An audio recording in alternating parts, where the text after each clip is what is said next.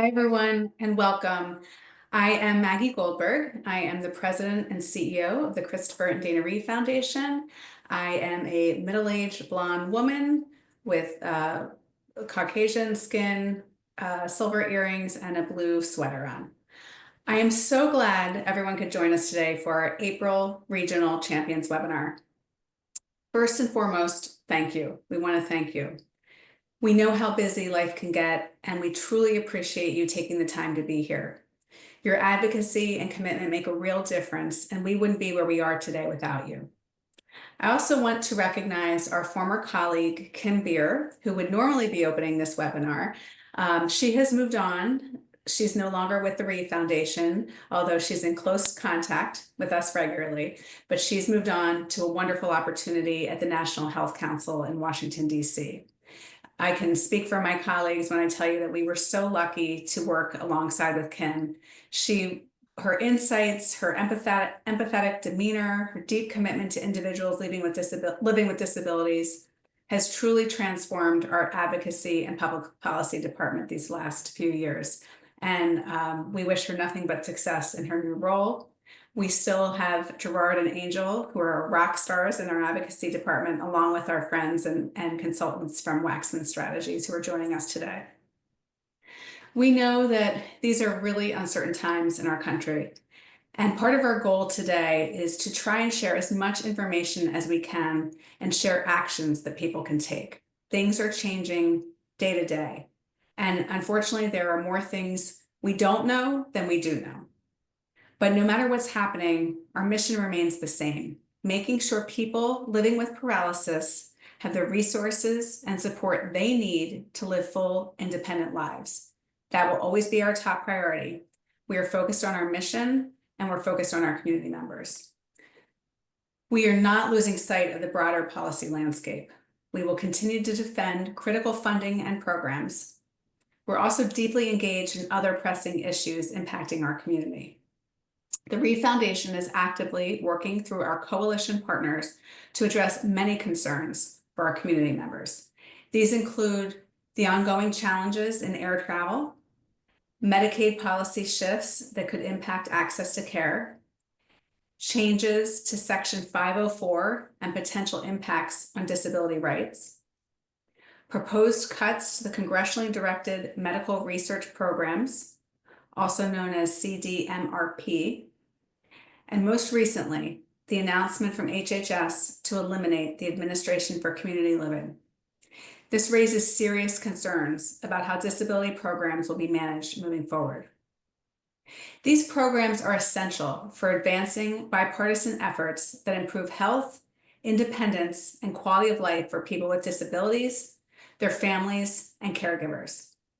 They must remain intact to prevent disruption in services and progress. Later in the webinar, we'll discuss our coalition efforts in more detail and provide the latest updates on the federal budget and legislative agenda, developments within key government agencies, the status of confirmed nominees shaping disability policy, and we will close out with some grassroots updates. Please use the Q&A section because we will have time at the end of this webinar to address your questions. Again, thank you for being here. Thank you for everything you do. Thank you for speaking out on our community. Your voices, your advocacy, this is how change continues to happen. Your dedication has been instrumental in shaping policy and protecting vital programs over the years. And with that, I will hand it over to John and Celicia to get us started. Thank you. Great. Thank you so much, Maggie. My name is John Sawyer. I'm a consultant to the foundation and work on federal policy through Waxman Strategies. I'm a white man in my 40s with curly brown hair, a blue shirt in front of a blurred background. So I'll start with the agenda for today. Maggie alluded to it, but we want to start with some updates, both from Congress and from the administration through executive actions.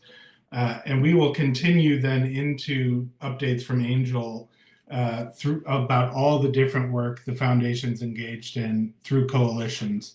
Many of those issues, legislative issues, also will be addressed in that section. And then lastly, we want to turn it over to Gerard to talk about what you can do. what you can expect in terms of action alerts from the foundation, what other opportunities there are to take action and to build support for these issues in your own communities. And then, as Maggie mentioned, hopefully we will have time for Q&A at the end. If we don't have time for Q&A, please, we will answer all questions that are put in the chat in follow-up emails. Just to introduce the colleagues of mine and ours who are on the call today, we've already heard from Maggie. I've introduced myself. Angel and Gerard are the heart of the Reeve Public Policy and Advocacy Department. They'll introduce themselves shortly. And then my colleague, Celicia Lomax, who works with me on the health practice at Waxman Strategies. So let's get into it. Let's start with congressional and administration updates. As Maggie said, there is a new set of people influencing healthcare policy, disability policy, and public policy going forward. Folks who have both been appointed and in some cases confirmed as leaders in the new administration. This at the top of that hierarchy is the new Secretary of Health and Human Services, Robert F. Kennedy Jr., but other new officials are announced here.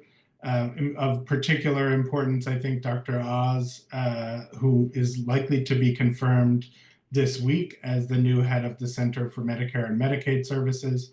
And as Maggie mentioned, with some of ACL's future up in question, ACL does not have a confirmed or proposed nominated new administrator. That is something we expect, but we'll talk about that actually on the next slide. So we can go to the next slide and address that question first. So this is pretty recent news. As of last week, Health and Human Services Secretary Kennedy announced a major reorganization and changes to the Department of Health and Human Services.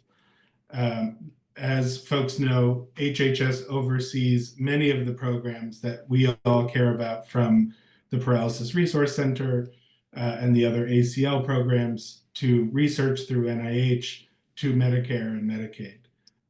That reorganization begins with a pretty substantial reduction in the workforce. This includes 20,000 positions roughly, although those positions are split between individuals who chose to retire early in the administration or took buyout offers from the new administration, and many who were let go as recently as yesterday across different agencies. It also involves a consolidation of the 27 different divisions within HHS. These divisions are what we think of as agencies like ACL, CDC, NIH, CMS, the alphabet soup, if you will, into a smaller number of 15, and then closure of 5 out of the 10 regional offices, which are the sort of offices around the country where HHS has staff. As part of this reorganization, what the administration has said is that critical programs within ACL, the Administration for Community Living, will be moved to other agencies. And they specifically named CMS, the Center for Medicare and Medicaid Services, the Assistant Secretary for Planning and Evaluation, and the Administration for Children and Families, which historically has had jurisdiction over child welfare and other programs, as potentially new agencies that ACL programs will be moved to. I will say we don't have, since this was just announced, a level of detail below that. We don't have knowledge of what they are considering critical programs within ACL, or if that applies to all programs within ACL. We don't know which programs will be moving where. But as Maggie said, and the link here speaks to, what is vitally important is that the work of the programs that exist today within ACL be continued, and that the alignment of aging and disability programs that was created when ACL was created in 2012, that not be reversed. In particular, that has been led to some really important work around common issues facing caregivers. And I think that is one of the things that we are going to work to make sure is preserved going forward. So we can go on to the next slide and talk a little bit about what's going on in Congress, even as these changes are happening through the administration. So first and foremost, the most important business of Congress is their continued work to fund the federal government. As folks were probably aware, last month, the Senate passed and the House passed and the president signed into law what's called a continuing resolution. This is essentially putting government funding on autopilot for the next 6 months and continuing most programs at the same levels that they were funded at in the previous fiscal year. So this means that most parts of government are funded through September 30th. For the Paralysis Resource Center, which, as everyone knows, is a primary focus of our advocacy and your advocacy, this means that the funding should continue at last year's levels of 10.7 million. I say should and not will, just because of the previous slide and what I think is fairly characterized as some disruption to how programs are being administered. But as far as Congress is concerned, they have made the funding available for the Paralysis Resource Center at the fully funded levels for the remainder of the fiscal year. Congress is now shifting its focus to government spending debate for next fiscal year. And you'll hear later from Gerard about potential action that you can take, we think is coming up soon, to weigh in on behalf of the PRC and other programs. I will say other programs, including in particular the CDMRP, the Congressionally Directed Medical Research Program that Maggie mentioned, did see reductions as part of this continuing resolution. We are actively working, and Angel will talk about this, as part of coalition to work to restore those funds. I think then next we want to talk about the reconciliation debate. This is a budget process that involves, it's a separate budget process in the Congress and really implicates Medicaid. And I'm going to turn it over to my colleague Celicia to talk us through reconciliation. Thanks so much, John. Again, as he mentioned, my name is Celicia Lomax, and I am with Waxman Strategies with the opportunity to, of course, support the Reeve Foundation. For everyone's awareness, I am a Black woman in a black and white floral dress in front of a blurred background. And so, as John mentioned, I will be specifically talking about reconciliation. What he was just talking about was government funding that is technically, for the most part, settled until the end of September of this year. And now our members of Congress are turning their attention to funding for next year, as well as reconciliation. As a little bit of context and background, really briefly on this, reconciliation and appropriations are two entirely separate processes. On the appropriation side, as John was talking about, that focuses on discretionary spending. So that's primarily the programs that we have all come to get really familiar with and that we know. And that includes the National Paralysis Resource Center. For appropriations, that requires 60 votes in the Senate. And so more often than not, you are looking at bipartisan opportunity between Democrats and Republicans to come together and think about the discretionary spending for government. On the other hand, reconciliation is a process that's focused on mandatory spending. So that's mostly on things like taxes. And that just requires a simple majority to pass in the Senate. So you just would need 51 votes, or you could have 50 votes and a tiebreaker with the vice president. And with reconciliation, there is several steps that's sort of involved in the process. So it tends to take a little bit longer overall in order to move it forward. Because it just requires that simple majority, I'll mostly be talking about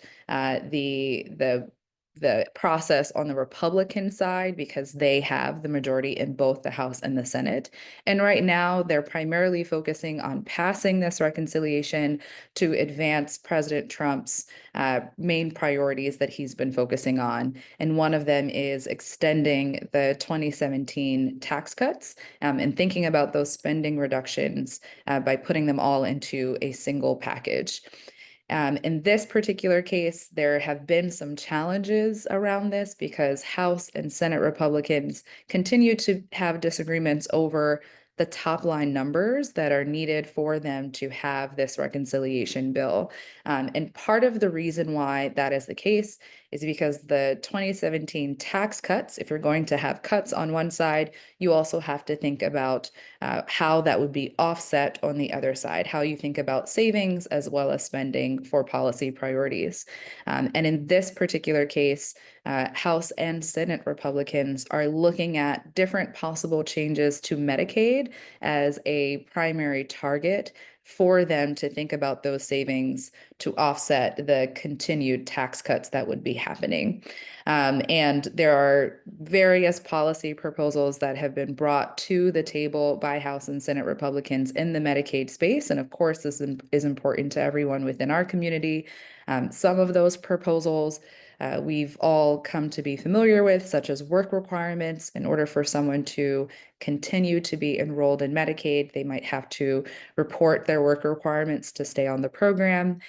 There's also been proposals around rescinding previous Medicaid rules around things like access for people, maybe limiting eligibility, and then as well nursing home staff rules that have come out within the Biden administration. And then at a somewhat larger scale, there have been conversations around broader Medicaid financing. And so there has been conversations around maybe limiting how much the federal government would spend on each enrollee within Medicaid, because the Medicaid program is jointly served by both the federal government and state governments through their funding. If the federal government basically limits more of how much they would be putting towards the program, that would allow them to save more funding for tax cuts. But that also could potentially mean that more people then would not be able to access their healthcare coverage or could cause challenges as far as people's Medicaid eligibility and enrollment. I will also just say that in a few minutes, Angel will be talking also about some of these Medicaid changes and specifically advocacy in the space. This has been something that has been really important to a number of members in this community and in others. And so there are groups that are trying to make sure that they are informing their policymakers about what the different types of Medicaid policy changes, the impact that they could potentially have on their communities and their constituents, and what else folks might be able to think about in this reconciliation process. And so those policies, just to say again, they are still proposals that are being discussed. Nothing is currently set in stone, but our teams, both at Reeve and Waxman, are continuing to monitor and track what's being brought to the table and what eventually may show up in actual text later. And so with that, there is a timeline that we're looking at right now where the Speaker, Mike Johnson, is hoping to pass a reconciliation bill by Memorial Day, which is a pretty fast timeline if we're looking at just a little over a month from now. What that involves also is a couple of additional steps before that, some of which, again, are around agreement on top line numbers between both the House and the Senate. And so some of those divisions could potentially delay the process and the progress that's been made that might push out that timeline a little bit further. And then the other piece to also keep in mind is that there's a very slim majority in both the House and Senate, even with Republicans having the majority, it's pretty slim. So that means that there will be significant coordination that's needed by Speaker Mike Johnson, as well as Senator Thune, as they try to bring their members together to coalesce around specific top line numbers, as well as policy provisions to move all of this forward. As a result, there are meetings that are happening in both the House and the Senate side to help them determine how they might be able to extend President Trump's tax cuts while also navigating a number of the strict budget constraints that's really involved in the reconciliation process, since there are other folks that they have to involve in this and really think about both the savings and the spending here. So that also is sort of going along at a similar time that John mentioned the next fiscal year appropriations process, which again, these are entirely separate, but there is quite a lot on our members of Congress plate right now as far as policy that they're trying to move forward. So there are opportunities for groups to be involved and to also be responsive to some of the different things that are happening. So I'm actually going to pass it to my colleague Angel to talk a little bit more about the coalition updates and share additional pieces there. Thank you, Celicia. Hello, everyone. I'm Angel Hines. I'm the Public Policy Manager here with the Christopher and Dana Reeve Foundation. Before I get started, I'll do my visual for those that may need it. I'm a African-American woman with brown skin. Today I'm wearing a black and green and purplish blouse, and I have on gold hoop earrings, and my hair is just past my just above my shoulders. So before I get into our coalition updates, I wanted to just thank all of our advocates on the call today for participating in our biannual needs assessment survey and give you a quick update on that. The survey was sent back in the end of the fall, winter, November. So we can do a pulse check and see where everyone is and what topics and issues are important to the community. So if I can get the next slide, please. So we do this survey in collaboration with Vanderbilt, and it was sent to our grantees, Team Reeve, all of our regional champions, and it ranks our top 7 priorities. So I wanted to make sure to share with you our number 1 ranked priority was home and community-based services. And then it's research, health insurance access and coverage, public accessibility, rehabilitation, affordable housing, and assistive technology.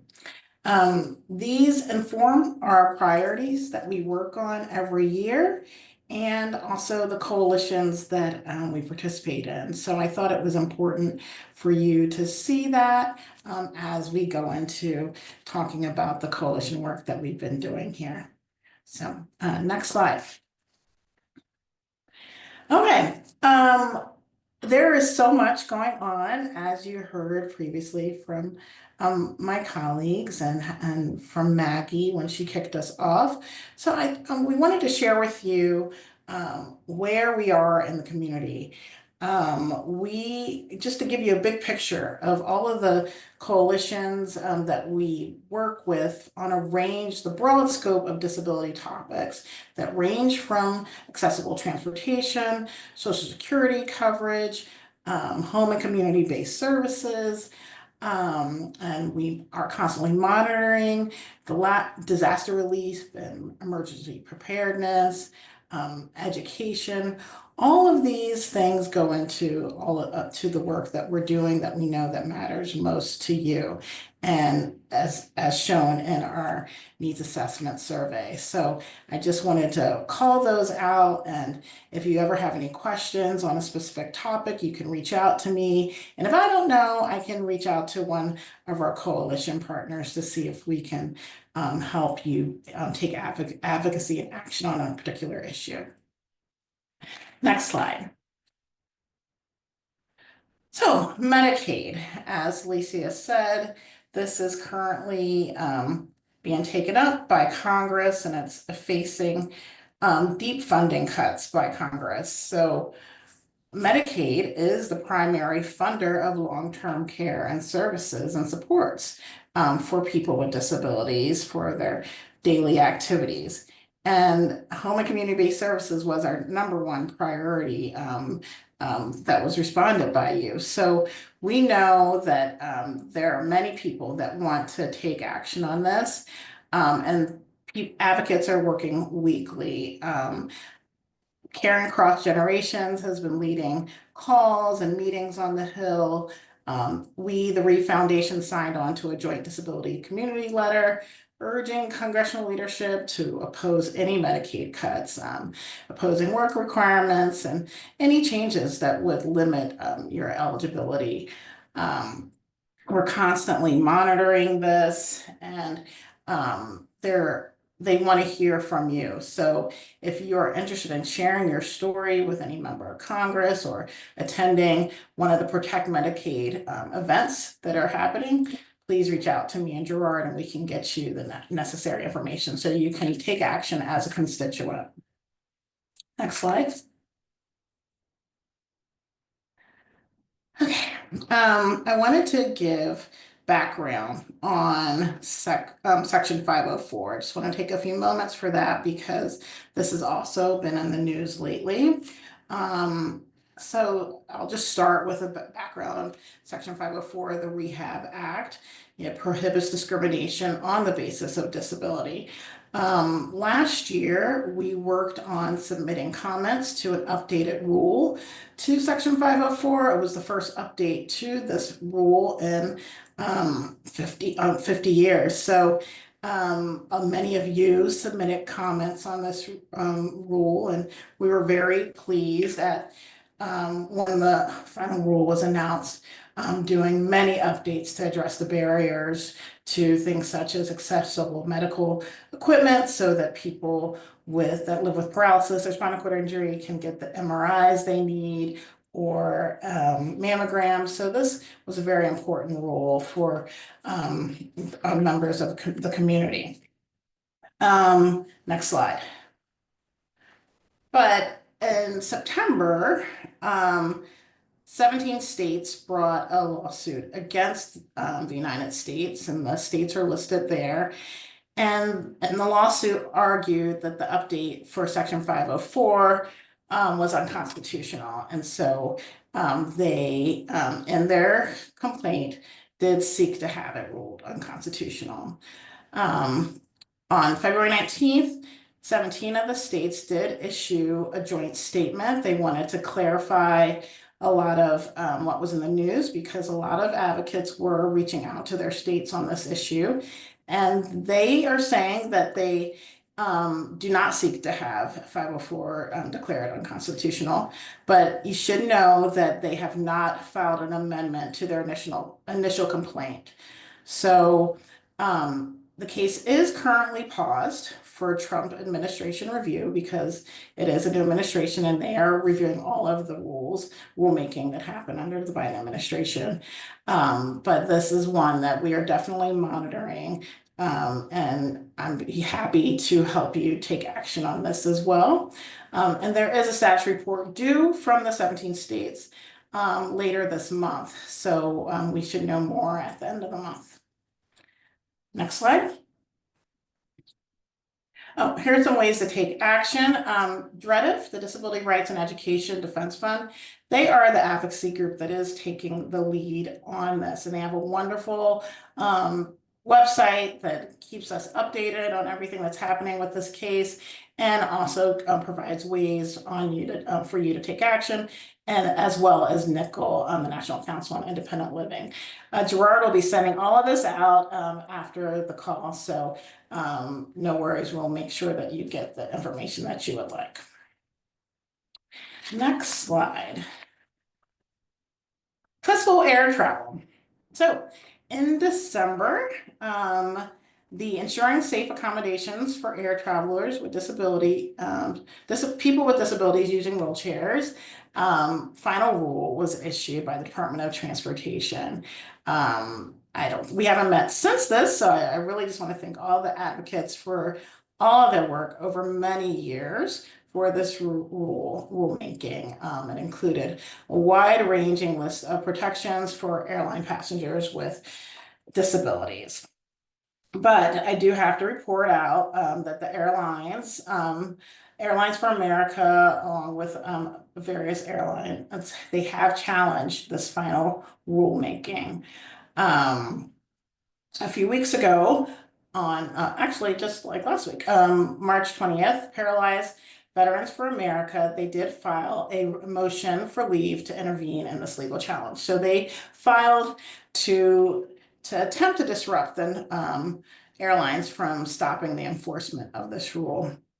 This is all ongoing, so I know almost just a little bit more than what you may know, but hopefully this will turn out for the best for all of the travelers. And there are some rules that are already being enforced. And so we are hopeful that that we will come out victorious on this.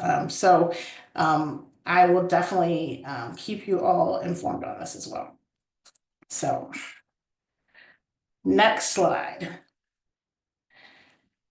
Research advocacy. So John spoke earlier about the cuts to research funding with the Congressionally Directed Medical Research Program, which we refer to as CDMRP. This was cut by, it was, I believe, 57% of the cuts from FY24 levels. This funding cut 40 million in spinal cord injury research. It was eliminated for FY25. But coalition partners are working on this daily to try and get this restored. I know some coalitions are asking for restoring for FY25 funding, and they are also, in addition, advocating for full funding to be restored for fiscal year 2026. There will be a congressional briefing held tomorrow morning that was just announced a little bit before this call on this topic. And Gerard will be in attendance on that, and we'll have more info after he attends. And then also NIH in February, they released the guidance setting a 15% ceiling for indirect costs on new grants. There was a injunction placed on that on March 5th, blocking that funding cap. But we do know that there are many grants that have been delayed at NIH or rescinded, and there's a lot happening at NIH when it comes to funding. And these funding cuts could delay or completely halt some studies that are happening on spinal cord injury and paralysis, but we will continue to advocate for funding for paralysis research, sponsored by the NIH and the Department of Defense through the CDMRP. That is one of our top priorities. We signed on to a recent letter advocating for this funding for fiscal year 26 for NIH funding. So, next slide. Okay, now I want to share some good news on some recent legislation that the Reeve Foundation has endorsed. First up is the bipartisan SSI Savings Penalty Elimination Act.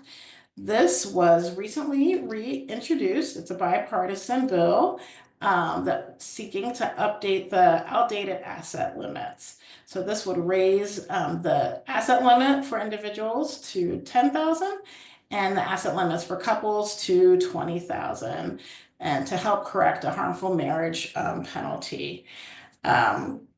And this is right on time because April is Financial Literacy Awareness Month, and it's something that I know that both Republicans and Dems on the Hill were anxious to get this reintroduced, and we're thrilled to sign on to it. Next slide. Okay, the Alleviating Barriers to Caregivers Act, the ABC Act. For those of you who participated in our Advocacy Day last fall. You might remember this bill. This was just reintroduced on Monday by Senator Shelley Moore Capito and Senator Markey.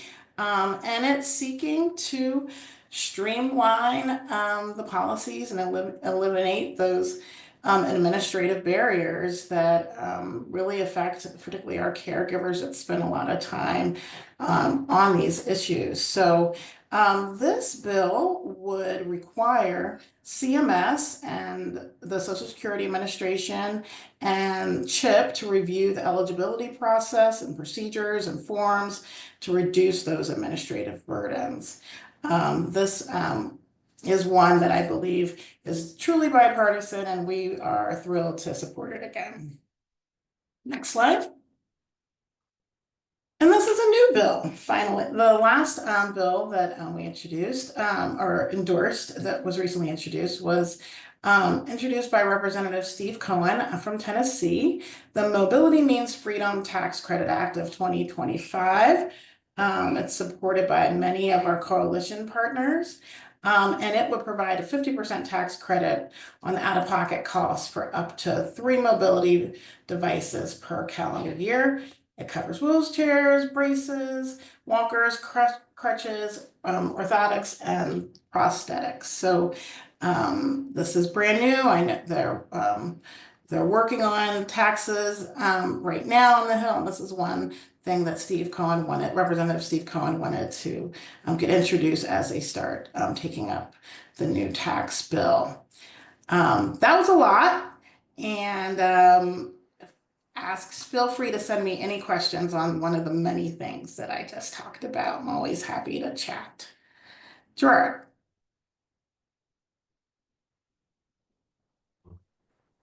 All right. Thank you, Angel. Thank you, Maggie, John, Sleazy, and again, thank you, Angel, for all those updates. Before I begin, my name is Gerard Arnhem. I'm the Grassroots Advocacy Manager with the Christopher and Dana Reeve Foundation. I'm a white male with blue eyes, a short beard, and short hair, and I'm currently wearing a blue polo. And I just want to say thank you all again for being here with us. In this section, we're going to be speaking about some of our recent grassroots advocacy initiatives, introduce a brand new grassroots advocacy toolkit, and lastly, look ahead to some future advocacy initiatives with the Reeve Foundation. But before we get started, I just want you all to know that whether you've sent an email in the past or made a phone call in the past, had a conversation with a policymaker, your voices are what drive change. And like Maggie was saying in the beginning, in times like these, when everything feels very uncertain, your voices, your advocacy is more important than ever. So let's get right into it. As we were discussing at the beginning of the webinar, last month, Congress narrowly averted a government shutdown with the passing of a 6-month continuing resolution. This bill will fund the government until September 30th. So as you all have probably received an email at the end of February or the beginning of March, I don't really know, it seems like forever ago, but we did send out an action alert which asked our online advocates for change and regional champions to contact their members of Congress and urge them to fund the PRC at $10.7 million for fiscal year 2025. So thanks to all of you who took action, as seen here on the slide, nearly 400 individuals sent a total of 1,187 messages to legislators. And the Paralysis Resource Center should continue at last year's levels of $10.7 million. This is something that we could not have accomplished without your voices. And the last bullet point on the slide, it's really just saying thank you, because every message, every action, and every voice played a role in keeping this funding preserved.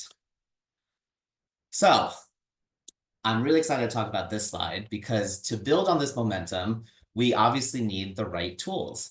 And that's why I'm excited to introduce the Reeve Foundation's Grassroots Advocacy Toolkit. This toolkit was created with the collaboration and support from the Muscular Dystrophy Association, or MDA. And the toolkit is designed to be a guide for both new and longtime advocates, and it gives you the insights to take meaningful action. So whether it's advocating for caregiving support, accessible air travel, disability rights, or affordable accessible housing, this toolkit will help you share your story, connect with lawmakers, and really make your voice heard. Uh, as you can see on the slide, it shows some of the topics that we covered, such as, introduction to advocacy. What does advocacy mean? Why does it matter? And how do you get involved? We then segue into the next chapter on sharing your story, crafting a compelling narrative, where to start, how do you start engaging with Congress, which then leads us into the sharing your story topic. So again,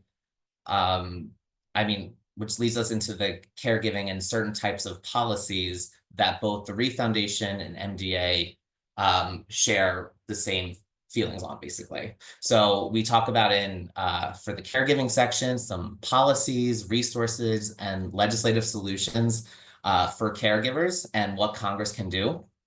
We then talk about accessible air travel, some of the challenges, barriers to people who are flying on an airplane who also live with a disability, and what they can ask their members of Congress to do and what they can educate them on. We then go into a knowing your rights section, such as ADA, healthcare rights, and disability protections. And then we close out this wonderful toolkit with the chapter on affordable accessible housing. So it talks about certain policies already in place and some advocacy actions that you can ask and educate your members on in order to impact change. And like I was saying at the beginning, we have advocacy strategies and tips, policy and legislative insights. We also include real stories from advocates who helped work on this toolkit with us. And then it also gives a very, very large guide on, like I was saying, templates, scripts on how you really can mold and shape your story. So I just want you all to remember that this toolkit isn't just about information. It's about taking action. You don't have to read it front to back. It's really, you could kind of dive into chapter 4, or you can start at chapter 3. But whether you're advocating on Capitol Hill or in your local community, this toolkit gives you the effective tools to really impact change.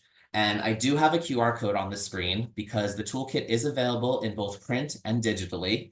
And you can download it from our website by going to christopherreeve.org, or you can scan the QR code on your screen, and it will take you right to the URL address where the toolkit is housed. So I just want to thank all of my colleagues who helped work on this, all the regional champions and advocates who gave their input. It really is something special, and I do hope that everyone can enjoy it, can really learn from it, and I will also be including this link in the follow-up email. So moving on, recently, and you may have all seen on, our social media, you may have seen other people in your networks post about it, but I wanted just to highlight the incredible opportunity we had to gather in Denver at the 5th annual Reeve Summit, where care, share, and community connect.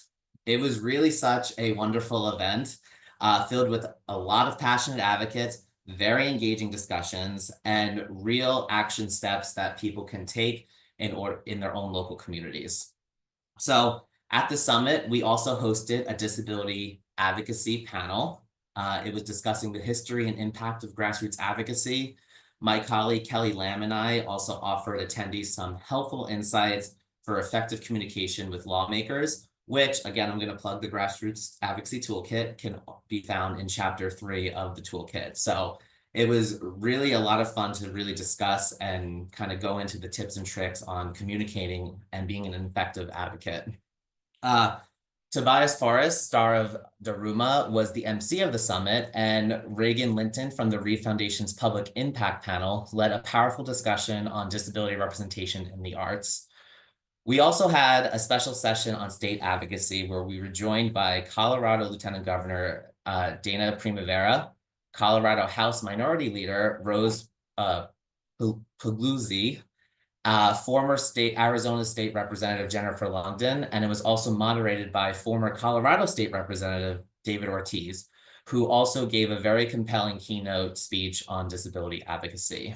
But last but not least, and best of all, we welcome so many new regional champions. I was able to connect with many different people who want to join the Regional Champions program.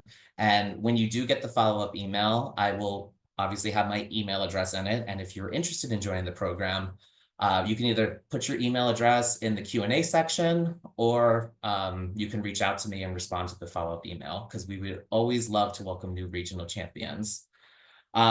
If you were at the summit and you're watching, thank you for attending. If you couldn't make it, don't worry, there's always the next one. I was able to pull some pictures, and that's what the next slide is going to show, so you can see some snippets from the summit.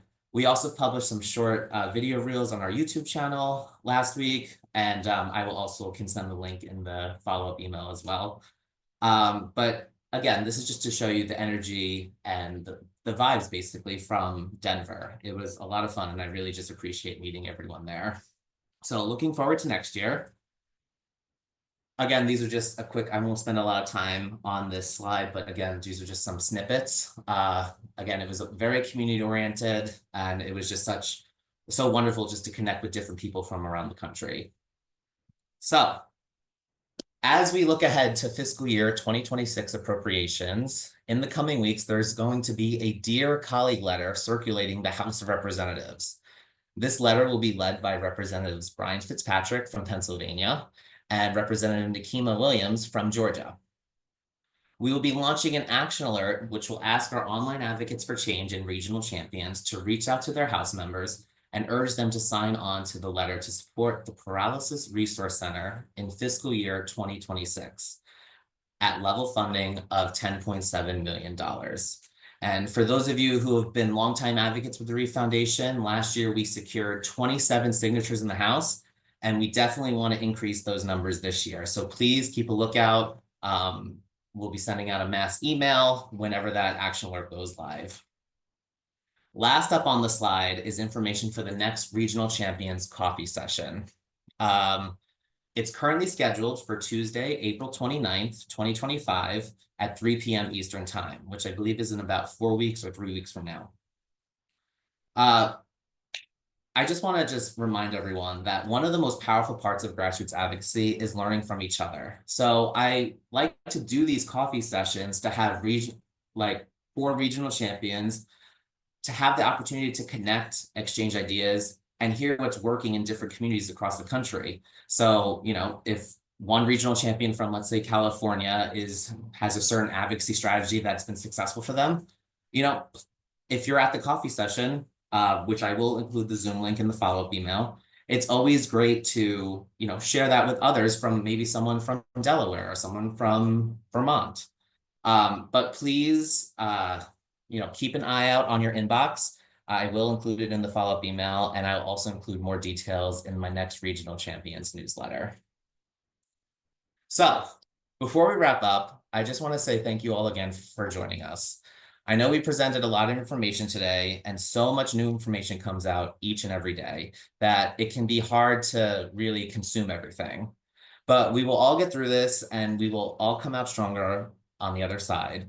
But remember, advocacy isn't always easy, but your voices, your stories, and dedication are what make the difference. So please always know that, you know, you can reach out to me or any of my colleagues. We will include our email addresses in the follow-up email if you have any questions or concerns that do not get answered today. So please keep a lookout on your inboxes, and just thank you all again. We'll have the recording sent out, and I'm just going to pass it back to the group for any opened Q&A session. So thank you again. Does anyone have any questions? All right, well, if no one has any questions, we are going to wrap it up. Just thank you all again for being with us. Really, thank you to all the regional champions joining, and I hope you all have a great rest of your day. Bye, everyone. Bye.